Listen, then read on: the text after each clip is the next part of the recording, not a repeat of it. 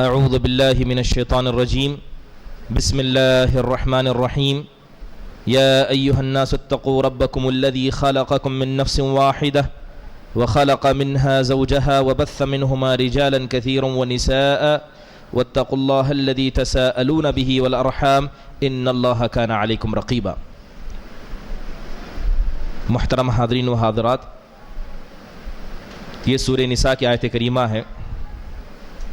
اللہ سبحانہ و تعالیٰ ارشاد فرماتے ہیں کہ اے لوگوں، تم اپنے رب سے ڈرو، اس رب سے ڈرو جس نے تم کو ایک جان سے پیدا کیا، اور اسی جان سے اللہ نے اس کی بیوی کو پیدا کیا، اور ان دونوں سے بہت سارے مرد اور عورتوں کو اللہ نے پیدا کیا۔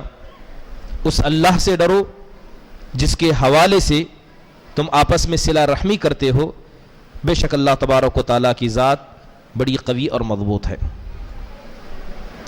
جہاں تک بات سورہ نساء کی ہے، اس سورت کو سورہ نساء یعنی عورتوں اور خواتین والی سورت اس لیے کہا جاتا ہے کیونکہ اللہ تبارک و تعالیٰ نے اس سورت کے اندر خواتین سے تعلق رکھنے والے اور اسی طرح خاندانی مسائل ان کو بڑے تفصیل سے اللہ نے بیان کیا ہے۔ اسی لیے اکثر علماء اکرام، یہاں تک کہ کچھ حدیثیں بھی اس پر مروی ہیں کہ خواتین کو اس سورت کا، اس کے معنی کا، اس کے احکام کا علم ہونا ضروری ہے۔ حضرت عائشہ رضی اللہ عنہا بیان کرتی ہیں کہ من اخذ السبع الاول من القرآن فهو حبر، کہتی ہیں کہ جس انسان نے قرآن کریم کی شروع کی 7 سورتوں کو یاد کر لیا، قرآن کریم کی شروعات کی یعنی سورہ بقرہ سے لے کر 7 سورتوں کو یاد کر لیا، ان کے معنی اور مفہوم کو سمجھ لیا، وہ ایک بڑا عالم ہے، وہ قرآن کا مفسر ہے۔ دوسری حدیث میں حضرت واثلہ بن اسقفہ رضی اللہ عنہ فرماتے ہیں کہ اعطیت مکان التوراۃ السبع الطوال، کہ اللہ تبارک و تعالیٰ نے اس سے پہلے ماقبل امتوں پر تورات کو نازل کیا تھا، قوم موسیٰ پر۔ اللہ نے اس کے بدلے یعنی تورات میں جتنی باتیں نازل کی گئی تھی اس کے مقابلے میں اللہ نے یہ 7 صورتیں ہمیں دی ہیں۔ 7 صورتیں یہ تورات کے قائم مقام ہیں۔ ایک جگہ عبداللہ بن مسعود رضی اللہ عنہ کی بڑی معروف روایت ہے کہ اللہ کے رسول صلی اللہ علیہ وسلم مجلس میں موجود تھے۔ حضرت عبداللہ بن مسعود آپ کی مجلس میں داخل ہوئے۔ بعض روایتوں میں آتا ہے کہ آپ اسی مجلس میں بیٹھے ہوئے تھے تو اللہ کے نبی نے حضرت عبداللہ بن مسعود سے کہا اقرأ علیہ، کہ آپ مجھے قرآن پڑھ کر سنائیں۔ تو حضرت عبداللہ بن مسعود رضی اللہ عنہ نے تعجب کرتے ہوئے سوال کیا کہ قرآن میں پڑھ کر سناؤں جبکہ یہ آپ پر نازل ہوا ہے؟ تو اللہ کے نبی نے کہا کہ انی احب ان اسمع من غیری، مجھے یہ بات پسند ہے کہ کسی غیر سے بھی میں قرآن کو سنوں، آپ پڑھیے۔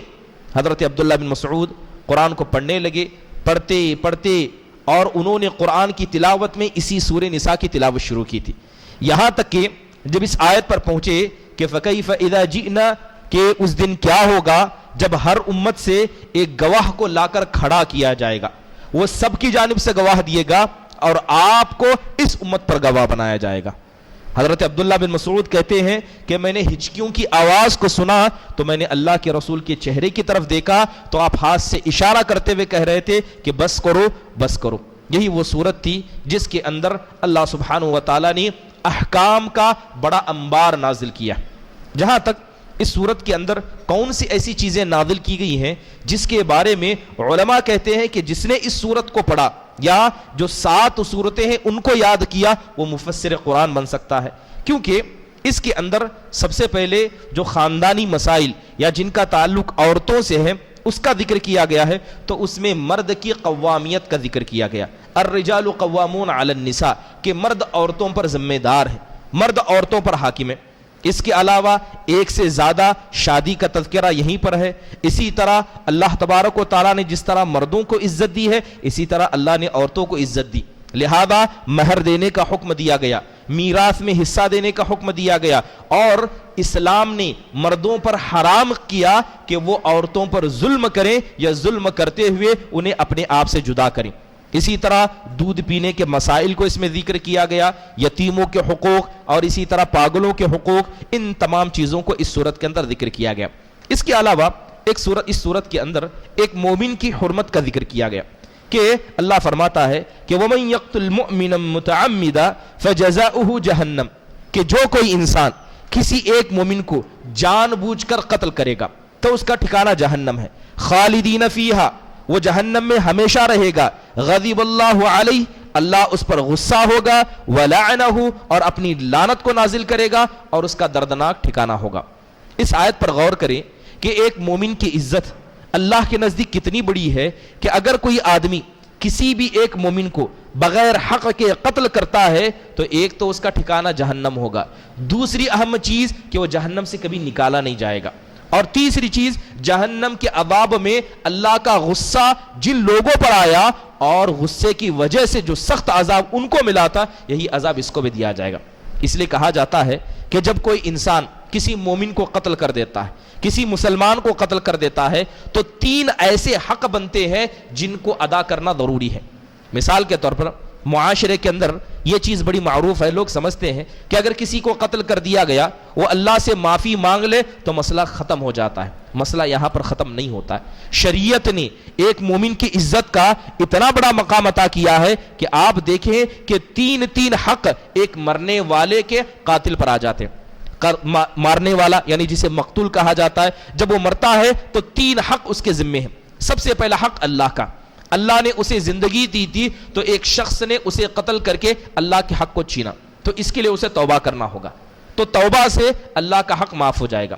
دوسرا حق اس کے گھر والوں کا ہے، وہ کسی کا شوہر ہوگا، کسی کا باپ ہوگا، کسی کا ذمہ دار ہوگا، سرپرست ہوگا، تو لہذا ان سے سرپرستی چھینی گئی تو اس کے مقابلے میں اس کو دیت دینی پڑے گی، مال و دولت عطا کرنی پڑے گی، تو لہذا یہ دوسرا حق ہوا۔ پہلا حق اللہ کا کیونکہ اللہ نے زندگی دی تھی، قاتل نے زندگی چھینی، دوسرا حق اس کے اولیاء کا، اب تیسرا حق اس میت کا، اس مرنے والے کا، کیونکہ اس کی زندگی تھی اسے چھینی۔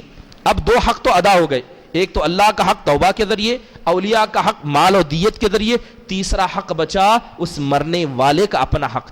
قیامت کے دن جب اللہ تبارک و تعالی لوگوں کے درمیان فیصلہ کرے گا تو اللہ ایک طرف سے قاتل کو بلائے گا، ایک طرف سے مقتول کو بلائے گا، اور دونوں کو بلا کر سامنے کھڑے کرے گا۔ اللہ کہے گا کہ اے مقتول، تجھے اس نے قتل کیا تھا، اس کی نیکیوں میں سے تجھے جتنا لینا ہے سب لے لے، جتنا لینا ہے لے لے۔ مقتول جو آدمی مارا گیا تھا اپنے حق سے، اپنی رضامندی سے مال کو لے لے گا۔ علامہ ابن تیمیہ رحمہ اللہ فرماتے ہیں کہ اگر مقتول نے قاتل کی ساری نیکیاں لے بھی لی لیکن پھر بھی خوش نہیں ہوا تو اللہ اپنی جانب سے اور اسے نیکیاں عطا کرے گا، یہاں تک کہ اللہ مقتول کو خوش کرے گا، راضی کرے گا، تبھی جا کر اس کا حق ادا ہوگا۔ اسی لیے دیکھیں کہ کسی پر ہاتھ اٹھانا، کسی کو قتل کرنا، یا یوں سمجھے کسی کے قتل میں شامل ہونا، یہ انسان کی ساری زندگیوں کو چٹکیوں میں برباد کرنے کے جیسا ہے۔ اسی لیے آپ غور کریں کہ جب حضرت عثمان بن عفان رضی اللہ عنہ کو مارنے لوگ گھر میں اترے تھے تو کیا حضرت عثمان بن عفان نعوذ باللہ من ذالک بزدل تھے؟ کیوں کھڑے نہیں ہوئے؟ اپنا مقابلہ کیوں نہیں کیا؟ کیونکہ انہیں پتا تھا، وہ جانتے تھے کہ اگر کوئی آدمی جبرن کسی کو قتل کرے گا تو قتل کرنے والوں کی نیکیاں اسی مقتول کو اللہ دے گا، اللہ انہیں خوش کرے گا۔ تو آپ اس سے سمجھ سکتے ہیں کہ قتل کتنا بڑا جرم ہے، اور ایک مومن کا قتل اسے اللہ کبھی نہیں معاف کرتا بلکہ اللہ اس کا بدلہ ضرور لے کر رہے گا۔ اس کے علاوہ جب اس صورت میں ہم غور کرتے ہیں تو سب سے پہلی چیز جو اللہ تبارک و تعالیٰ نے اس صورت کی ابتدا میں بتائی کہ یا ایھا الناس اتقوا ربکم الذی خلقکم من نفس واحدہ، اے لوگوں اس رب سے ڈرو جس نے تم کو ایک انسان سے پیدا کیا۔ پہلے انسان کون ہے؟ حضرت آدم علیہ السلام۔ تو حضرت آدم سے اللہ نے ان کی بیوی کو پیدا کیا، اور اس بیوی سے سارے مرد و عورت نکلے۔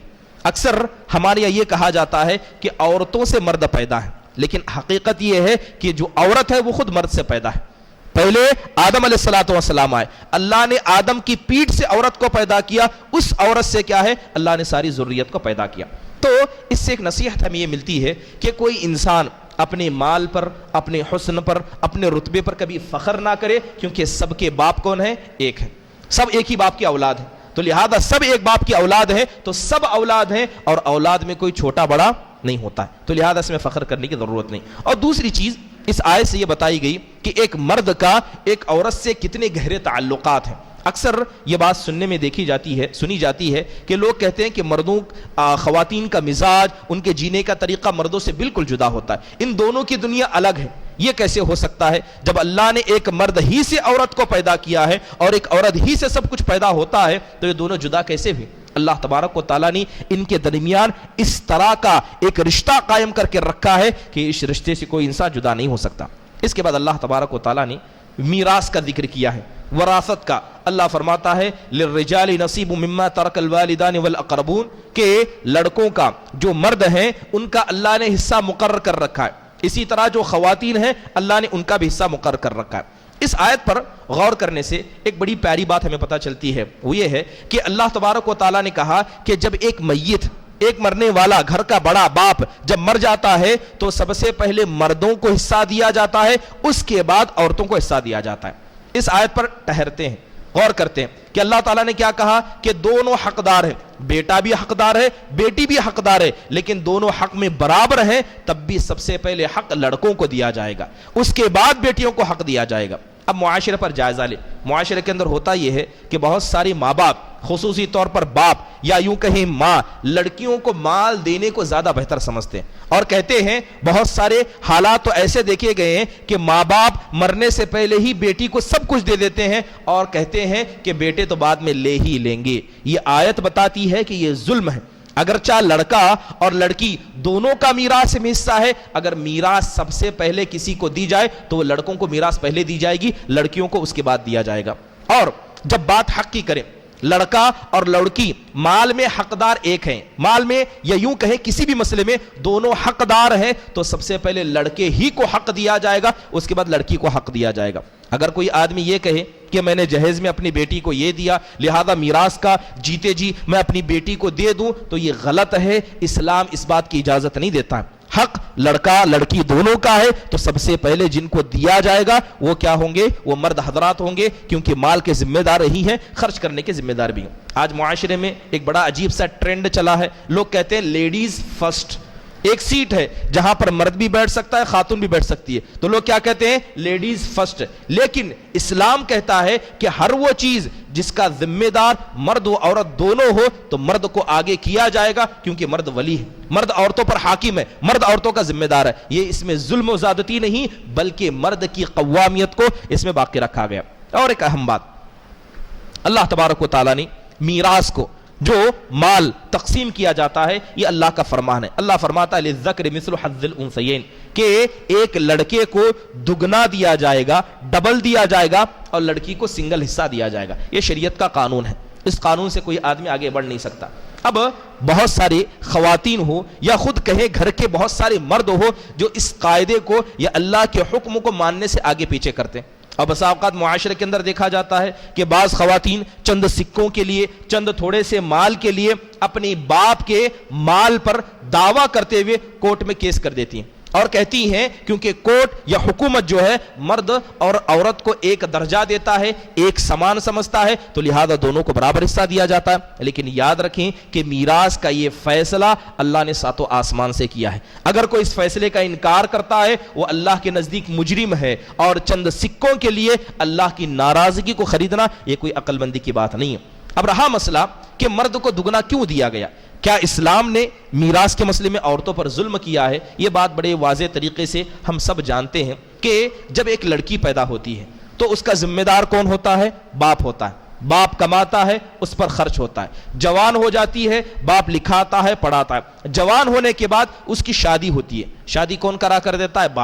باپ نے شادی کر دی، اب اس عورت کا کون ذمہ دار بنا؟ اس کا شوہر، لہذا اس کا شوہر اسے کھلائے گا، پلائے گا، اس کی ضرورتوں کو پورا کرے گا۔ وہی شوہر جب انتقال ہو جائے تو پھر اس کی ذمہ دار کون بنیں گے؟ اس کی اپنی اولاد بنیں گے۔ یہ عورت کی مکمل زندگی ہے۔ اس مکمل زندگی میں کہیں بھی اللہ نے عورت کو نہ کمانے کا حکم دیا ہے نہ ہی خرچ کرنے کا حکم دیا ہے، نہ عورتوں کو کمانا ہے نہ عورتوں کو خرچ کرنا ہے۔ اس کے مقابلے میں ایک لڑکے کی زندگی دیکھیے، جب وہ جوان ہوتا ہے، جب وہ پیدا ہوتا ہے، یہاں تک جوان ہونے تک باپ کماتا ہے، اسے ذمہ دار بنا دیتا ہے۔ جیسے ہی جوان ہو جائے، کمانے کے لائق ہو جائے، وہ خود ذمہ دار بن جاتا ہے۔ اس کے بعد جب وہ کمانے لگتا ہے تو وہ اپنی ذمہ داری اٹھاتا ہے, اپنے ماں باپ کی ذمہ داری اٹھاتا ہے, یہاں تک کہ جس لڑکی کو وہ بیاہ کر لائے اس کی بھی وہ ذمہ داری اٹھاتا ہے. یہاں تک کہ جب وہ انتقال ہو جاتا ہے تو سب سے پہلے اس کا ہی مال اس کے ماں باپ کو بھی دیا جاتا ہے, اولاد کو بھی دیا جاتا ہے. تو ایک اعتبار سے لڑکا کمانے کا ذمہ دار بھی ہے, خرچ کرنے کا ذمہ دار بھی ہے. ایک طرف لڑکی نہ کمانے کی ذمہ دار ہے نہ خرچ کرنے کی ذمہ دار ہے. اب بتائیے اگر دونوں کو برابر حصہ دیا جائے تو کس کے ساتھ ظلم ہوگا؟ لڑکوں کے ساتھ ظلم ہوگا. اسی لیے شریعت نے صحیح فیصلہ کیا کہ لڑکوں کو دگنا دیا جاتا ہے اور لڑکی کو اس کے کم دیا جاتا ہے. مان لے اگر لڑکا لڑکی دونوں کو ایک طریقے سے مال دیا جائے تو لڑکوں کے پاس جو مال آئے گا وہ خرچ ہو جائے گا, مگر جو لڑکیوں کے پاس مال ہوگا وہ باقی رہے گا, وہ جمع رہے گا, یا تو وہ خود استعمال کرے گی یا کوئی غیر استعمال کرے گا. اس لیے شریعت کے جو احکام ہیں یہ ایسے فیصلے پر مبنی ہے کہ اس میں کوئی آدمی نہ سوال اٹھا سکتا ہے, بلکہ عقل سے اگر اس بات کو سمجھا جائے تو یہ بات بالکل طریقے سے واضح ہو جاتی ہے. ایک اہم چیز اس سے جو ملتی جلتی ہے, اللہ تعالیٰ فرماتا ہے کہ جب ایک میت انتقال کر جاتا ہے تو اللہ فرماتا ہے مما ترک, کہ میت نے جو کچھ چھوڑا ہے اس سب کو تقسیم کیا جائے گا. اب ہمارے معاشرے کے اندر ایک بڑی غلط چیز دیکھی جاتی ہے. مثال کے طور پر ایک باپ ہے, اس کے 4 بیٹے ہیں. ایک باپ ہے 4 بیٹے, ایک بیٹا گھر میں رہتا ہے, ایک بیٹا باپ کے ساتھ رہتا ہے, 3 بیٹے الگ الگ گھر میں رہتے ہیں. جیسے ہی باپ مر جاتا ہے سب سے پہلا وہ بیٹا جس کے پاس ماں باپ تھے, وہ جس گھر میں رہتے تھے, بیٹا کہتا ہے کہ ماں باپ کو میں نے پالا ہے تو یہ گھر میں لوں گا, لہذا اسے میراث میں شامل نہیں کیا جائے گا, لہذا اس کے علاوہ جو ابا کا مال تھا اسے تقسیم کیا جائے گا. اسلام اس کے سخت مخالف ہے. اگر آپ نے ماں باپ کی خدمت کی ہے اس کا بدلہ اللہ آپ کو دے گا, ورنہ ماں باپ کا جو مال ہے, یہاں تک کہ گھر رہے, ماں باپ نے کسی کو قرضہ دیا ہے, قرضہ آنا ہے یا کوئی زمین ہے, یہ سب کو ملا کر ٹوٹل اماؤنٹ کو ایک جگہ اکٹھا کر کے اس کو مکمل طور پر تقسیم کیا جائے گا. بلکہ علماء فرماتے ہیں کہ جس گھر میں باپ رہتا تھا اگر وہاں اناج باپ نے 8-10 تھیلے گیہوں بھی جمع کیا ہوگا, اس گیہوں میں سب کا حق ہوگا, یہاں تک کہ وہ لڑکا اکیلے بھی یہ کہہ کر اس گیہوں کا استعمال نہیں کر سکتا کہ میں نے ابا کا خیال کیا ہے اس لیے میں میراث کو زیادہ لوں گا. یہ اسلام کے فیصلے ہیں جو انصاف پر مبنی ہے. تو اللہ تعالیٰ فرماتا ہے کہ جو میت جو کچھ مال چھوڑ دیتی ہے, کھانا ہو, گھر ہو یا جو کوئی بھی چیز جو قیمتی ہو, جو کوئی چیز قیمتی. اب ایسا نہیں ہے کہ ابا کے کپڑے تھے, ابا کی گھڑی تھی, ابا کا موبائل فون تھا جس کا کوئی معیار نہیں ہے, ان چیزوں کی تقسیم نہیں کی جائے گی. مگر کوئی چیز قیمتی ہو, گھڑی اگر مہنگی ہو تو اس کا بھی حساب ہوگا, اگر فون مہنگا ہو تو اس کا بھی حساب ہوگا, اگر کپڑے ہیں مہنگے تو اس کا بھی حساب ہوگا. اگر ایسی چیز ہے جس کا کوئی معیار معاشرے میں نہیں ہے تو ایسی چیز کو تقسیم نہیں کیا جائے گا. اس کے بعد اللہ سبحانہ وتعالی نے خواتین کا ذکر کیا. اللہ تعالیٰ فرماتا ہے واللاتی یأتین الفاحشۃ من نسائکم فاستشہدوا علیہن اربعۃ منکم. اللہ کہتا ہے کہ وہ عورتیں جو زنا جیسے گناہ کو انجام دیتی ہیں تو اللہ حکم دیتا ہے کہ اگر 4 مرد عورت پر گواہی دے دیں کہ فلاں عورت نے زنا کیا ہے تو اللہ کہتا ہے کہ فامسکوہن فی البیوت, ایسی عورتوں کو سزا دینے کے لیے تم پکڑ لو اور گھروں کے اندر قید کر لو. عورت نے زنا کر لیا, شوہر اسے طلاق نہیں دینا چاہتا ہے, 4 لوگوں نے گواہی دے دی تو اللہ یہ کہتا ہے کہ ان کو گھروں کے اندر قید کر دیا جائے, وہ دوبارہ گھر سے نہیں نکلیں گی یہاں تک کہ اللہ ان کو موت نہ دے دے. اس آیت پر غور کرنے سے 2 چیزیں ہمیں پتہ چلتی ہیں. اللہ تعالیٰ نے ایک عورت جو شوہر کے ماتحت میں تھی اس نے زنا کیا تو اللہ نے سزا دیتے ہوئے کیا کہا کہ اسے گھر کے اندر قید کیا جائے. اس کا فائدہ کیا ہوا؟ اس سے 2 فائدے حاصل ہوئے. پہلا فائدہ یہ ہوا کہ وہ آئندہ زنا نہیں کر سکتی, گھر سے باہر نہیں جائے گی تو کہاں سے زنا کرے گی. اور دوسری اہم چیز کہ زنا کا سب سے بڑا راستہ عورت کا گھر سے باہر نکلنا ہے, عورت کا گھر سے باہر نکلنا ہے. اسی لیے اسلام نے شروع ہی سے منع کیا کہ عورتوں کو گھر کے باہر نہیں جانا چاہیے. اللہ کہتا ہے وَقَرْنَا فِي بُيُوتِكُنَّ وَلَا تَبَرَّجْنَا تَبَرُّجَ الْجَاهِلِيَّةِ الْأُولَى. ان عورتوں سے کہیے کہ یہ اپنے گھروں کو لازم پکڑیں, گھروں سے باہر نہ نکلیں. اللہ کے رسول صلی اللہ علیہ وسلم نے یہاں تک فرمایا وَبُيُوتُهُنَّ خَيْرٌ لَهُنَّ, جاؤ ان عورتوں سے کہو کہ ان کے اپنے گھر ان کے لیے دنیا کا سب سے بہترین جگہ. یہاں تک کہ صحابہ اکرام کو اس بات سے غیرت محسوس ہوتی, برا لگتا کہ ان کی عورتیں مسجد میں آتی تھیں. صحابہ کو یہ تک نہیں پسند تھا. اب بتائیے کیا صحابہ کا تصور ہوتا اگر وہ دیکھتے کہ ان کی عورتیں بازاروں میں گھومتی, عید کا موقع آتا ہے، مردوں سے زیادہ عورتیں بازاروں میں نظر آتی ہیں، کہیں نہ کہیں یہ غیرت کا فقدان ہے، یہ مردوں کے اندر بے غیرتی کی علامت ہے۔ صحابہ کرام اپنی گھر کی خواتین کو مسجد میں جانے سے بھی ناپسند کرتے تھے، کیونکہ عورت جیسے ہی گھر سے نکلتی ہے، اللہ کے رسول کی مشہور حدیث ہے کہ اذا خرجت المرأة من بیتها استشرفها الشیطان، کہ جیسے ہی ایک عورت گھر سے نکلتی ہے شیطان اسے گھیر لیتا ہے، شیطان اسے مزین کر دیتا ہے، شیطان لوگوں کے سامنے اسے خوبصورت بنا کر پیش کرتا ہے، اگر وہ خود فتنے میں مبتلا نہ ہو لیکن ہزاروں کو فتنے میں مبتلا کرنے کے لائق بن جاتی ہے۔ اس لیے اسلام نے ان چیزوں سے منع فرمایا۔ اللہ تعالیٰ سے دعا ہے کہ اللہ تبارک و تعالیٰ نے جو کچھ احکام اس صورت کے اندر بیان کیے گئے ہیں، اللہ ان کو پڑھنے، ان کو سمجھنے اور سمجھ کر اس پر عمل کرنے کی ہم سب کو توفیق نصیب فرمائے، آمین۔